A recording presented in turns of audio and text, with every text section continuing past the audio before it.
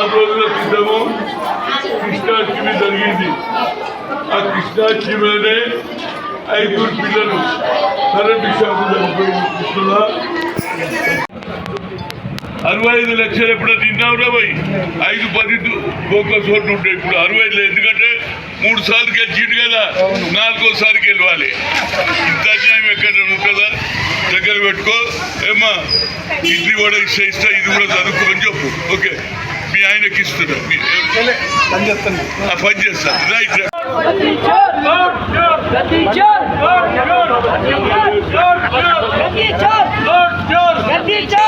नहीं चलेगी, नहीं चलेगी, नहीं चलेगी। वोट चोर, वोट चोर, वोट चोर नहीं चलेगी, वोट चोरी नहीं चलेगी, नहीं चलेगी, नहीं चलेगी, वोट चोरी नहीं चलेगी, वोट चोर, वोट चोर, वोट चोर, वोट चोर। తెలుగు చెప్తుంది. రాహుల్ గాంధీ ఏం చేసుకుంటే యావత్ భారతదేశంలో రాహుల్ గాంధీ, రాజీవ్ గాంధీ 18 ఏళ్ళ యువకుల కోట చూసుకుంటారు. ఈయన ఇప్పుడు ఏం చేసుకుంటే అంటే ఓటు అంతా ఎవరిచ్చిండు? అంబేద్కర్ ఇచ్చారు కదా.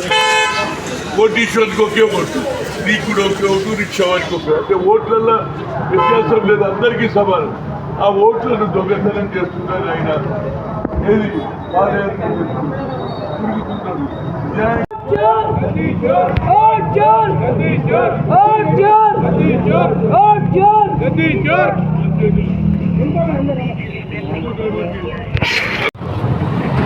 महाराष्ट्र में फोकस वोट से अब यही काम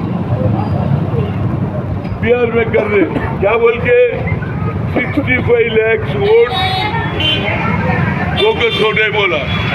इलेक्शन कमीशन क्या है? इंडिपेंडेंट है ही नहीं बोलो। तो इसी वजह से लोगों को बताने के वास्ते नरेंद्र मोदी ऐसा दो। अंबेडकर क्या बोला? अदानी को एक वोट है, मोस्का मंडी वाले को एक वोट। तो ये वोट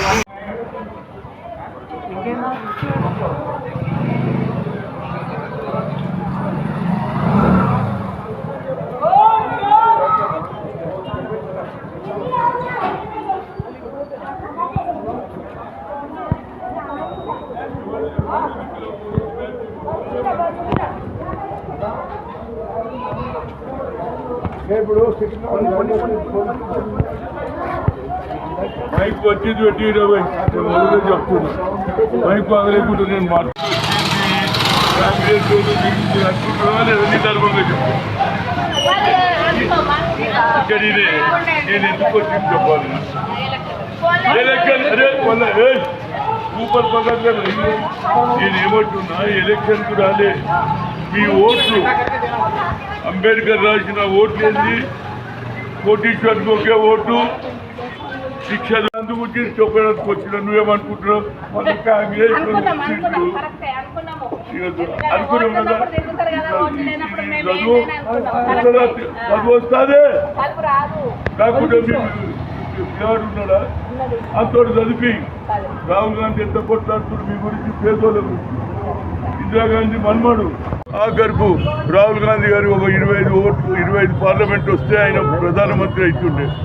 కాలేడు కాబట్టి నెక్స్ట్ టైం మళ్ళా రాహుల్ గాంధీ గారు ఆలోచన కన్యాకుమారి నుంచి కాశ్మీర్ వరకు నడిచిన తర్వాత ఆయన అన్నాడు, we come to the power, will conduct caste wise census అన్నాడు. అంతటితో ఆగలే, జిतना హిస్సేదారీ ఉంది అంటే according to their population wise they will get their reservation అన్నాడు. అది తెలుసుకున్నాక నరేంద్ర మోడీకి, అమిత్ షాకు ఒక ఆలోచన వచ్చింది.